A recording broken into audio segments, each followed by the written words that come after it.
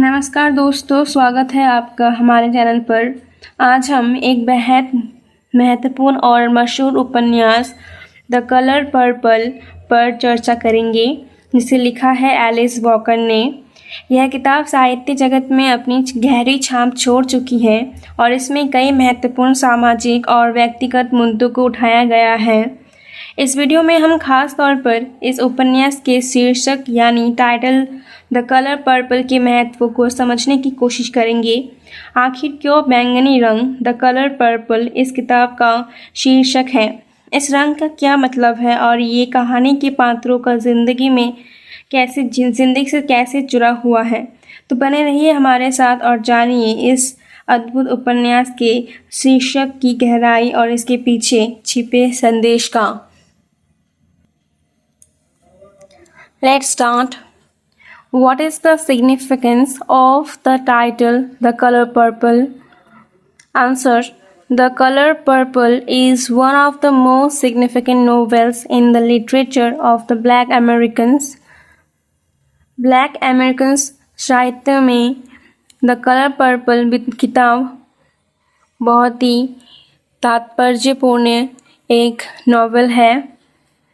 The novelist Alice Walker portrays the physical, societal, economical, and political environment she grew up in and the effects of various modes of inequalities of race, ethnicity, class, color, and especially gender on the lives people, especially the women.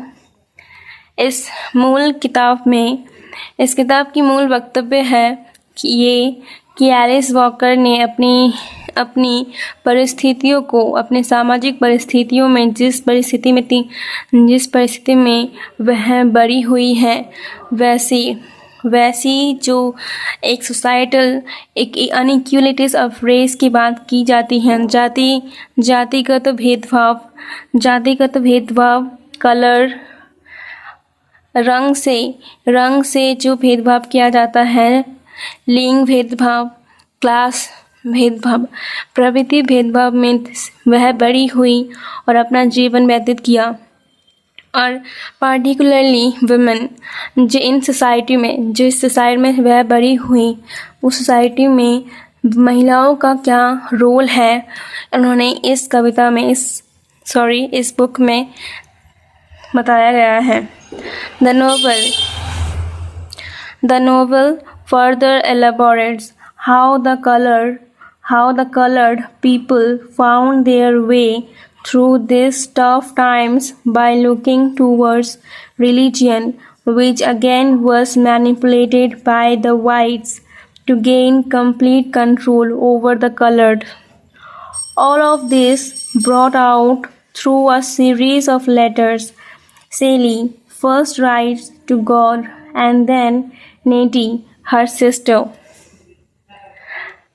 The entire book encompasses these letters, and there is an evident shift from belief in God and the way to look at religion and spirituality. The novel carries psychological and spiritual growth. However, the significance of the title, The Color Purple, holds true throughout the novel. Sally, as the novel starts, is a staunch member of the church who states that as long as I can spell God, I got somebody along. After she reads Nettie's letters, her belief that God, the angels, and the prophets from the Bible are all white changes drastically. She realizes that Jesus had hair like the lamb.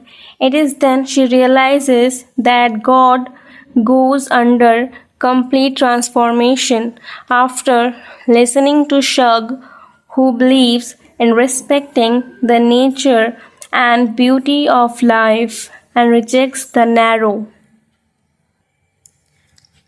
rejects the narrow perceptions of the church, asserting 8 pieces of God. If you walk by the color purple in the field and don't notice it. The title of this novel, The Color Purple, is based on this philosophy. Something as simple as the color purple should be enjoyed in life as it is a gift from God. By appreciating the beauty of nature and respecting it, Shelley finds a more liberating religion. Shug urges Shelley to enjoy everything that God gives as he is a genderless, raceless being who enjoys being admired. This admission changes her life. The color is no more just a color, but helps her understand that God isn't a white man, but an entity who is source of wonder and marvels. The title has a significant part in the transformations of people, cultures, and worlds. In the beginning of the novel, Shelley is subjugated by Albert and his children, even Mr. Sister Kate feels bad for Shelley and asks him to buy her new clothes. This is the first time Shelley mentions her fondness for the color. She imagines Shug in this color, and according to her, Shug is beautiful, royal, elegant, and liberated. This color has historical significance as it has been associated with royalty and status.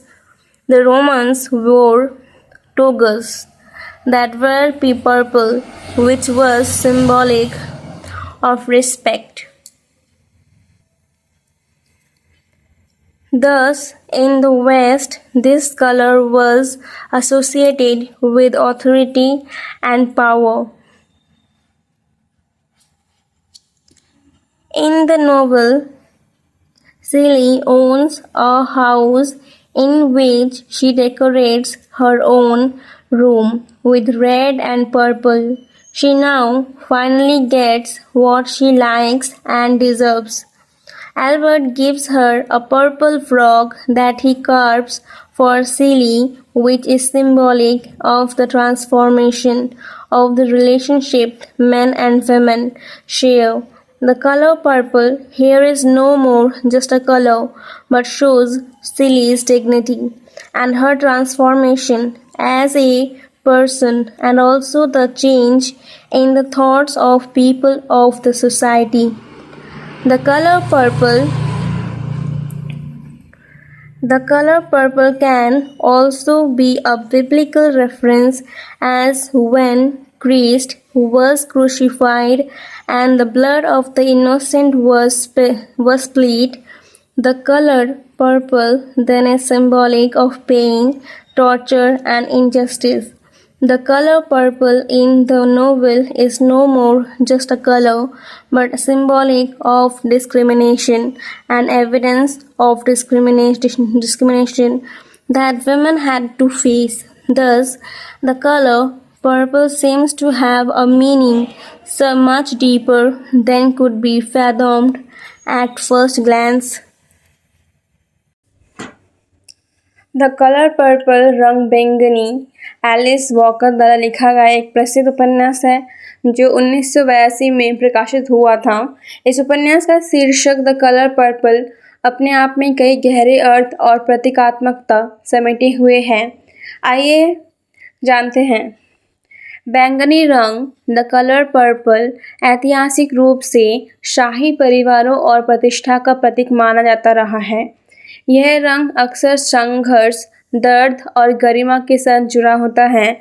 Walker ने इस रंग को उपन्यास के शीर्षक में इसलिए चुना क्योंकि यह पात्रों के भीतर की वेदना, उनके व्यक्तिगत यात्रा और आत्मसम्मान की खोज को दर्शाता है।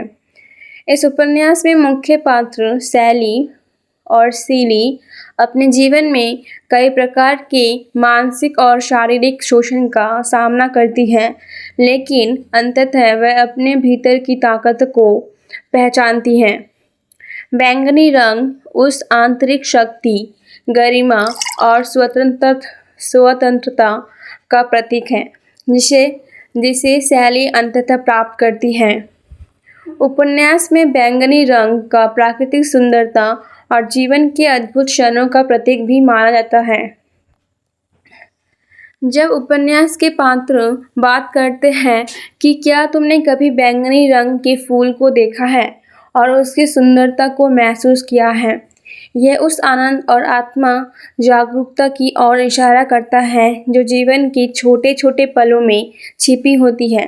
एलिस वॉकर इस शीर्षक के माध्यम से ये बताना चाहती हैं कि शैली जैसे पात्रों के जीवन की कठिनाइयों के बावजूद छोटी छोटी चीज़ों में खुशी और सौंदर्य की तलाश करनी चाहिए। आध्यात्मिक जागरूकता।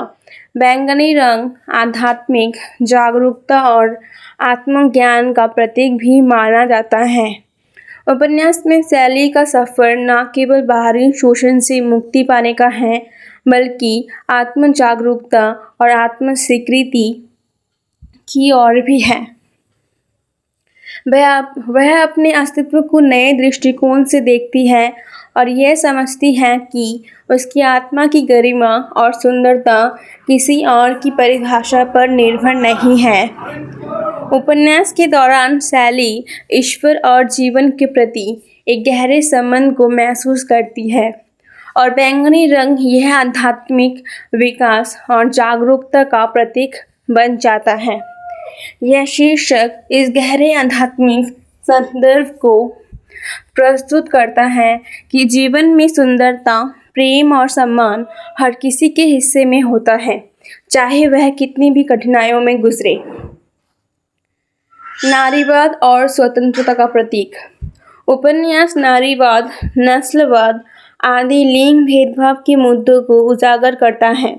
सैली एक अफ्रीकी अमेरिकी महिला जो समाज और पुरुषों द्वारा दबाई जाती है, अंततः अपने अधिकारों और पहचान के लिए लड़ती है।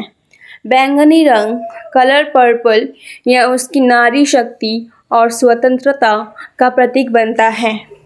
वह अंततः अपनी स्वतंत्रता और आत्मसम्मान प्राप्त करती है जो समाज की पारंपरिक धारणाओं को चुनौती देता है। जीवन में बैंगनी रंग की उपस्थिति। एलिस वॉकर इस उपन्यास के माध्यम से बताती है कि जीवन में ऐसे क्षण होते हैं जो बैंगनी रंग की तरह होते हैं, सुंदर, अद्वितीय और गहरे।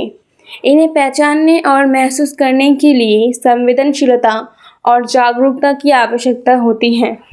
उपन्यास के पात्र जब इस जागरूकता को हासिल करते हैं, तब उन्हें जीवन की सच्ची सुंदरता का अनुभव होता है।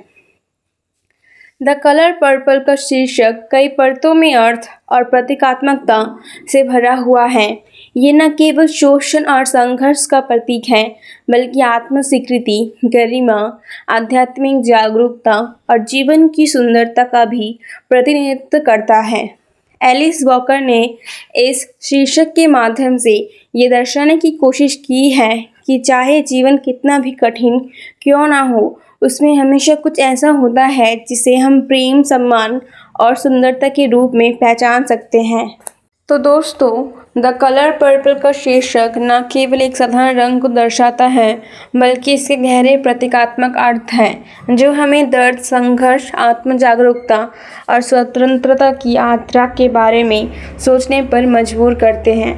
एलिस वॉकर ने इस शीर्षक के माध्यम से न केवल नारीवाद और नस्लवाद के मुद्दे को उजागर किया, बल्कि हमें यह भी बताया कि जीवन में सुंदरता और गरिमा उन सबसे कठिन परिस्थितियों में भी पाई जा सकती है। अगर आपको इस वीडियो में कुछ नया सीखने को मिला है तो इसे लाइक करें, अपने विचारों को कमेंट्स में ज़रूर बताएं और हमारे चैनल को सब्सक्राइब करना ना भूलें, ताकि हम और भी ऐसी दिलचस्प साहित्यिक विश्लेषण आपके लिए ला सकें। धन्यवाद। हम जल्द ही एक और किताब पर चर्चा के साथ मिलते हैं। तब तक पढ़ते रहिए और सोचते रहिए। वीडियो देखने के लिए धन्यवाद।